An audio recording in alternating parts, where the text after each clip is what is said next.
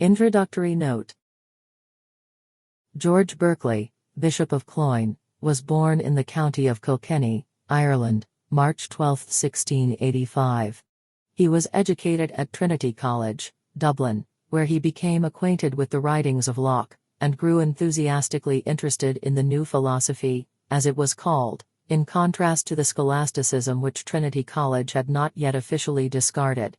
When he was only 24 he published his essay Towards a New Theory of Vision, and in the next year his treatise concerning the principles of human knowledge, but being disappointed in the comparative neglect of his new ideas by the philosophers of the day, he proceeded to discuss both objections and answers in the dialogues between Hylas and Philonous published in 1713, and here reprinted.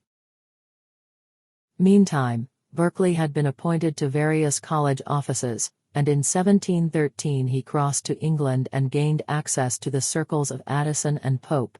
Through Swift's influence he went to Italy as chaplain to Lord Peterborough, and after several years, spent partly in London and partly on the continent, he returned to Ireland in 1721 as chaplain to the Lord Lieutenant, became Dean of Derry, and inherited property. Berkeley had now become possessed with the idea of a great future for Christianity in America, planned a college in Bermuda, and, while the grants of money which he hoped for were in suspense, he crossed the Atlantic and spent the years 1728-31 in Rhode Island. Becoming hopeless of ever getting the required endowment for his college, he returned to England, published Alciphron, which he had written on his American farm, and retired to the bishopric of Cloyne, where he lived almost to the end of his life, practicing benevolence in his diocese and publishing The Virtues of Tarwater, a panacea in which he believed with characteristic enthusiasm.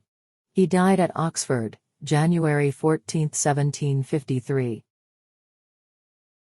The following dialogues are the best defense of Berkeley's main doctrines, and are regarded by Leslie Stephen as the finest specimen in our language of the conduct of argument by dialogue.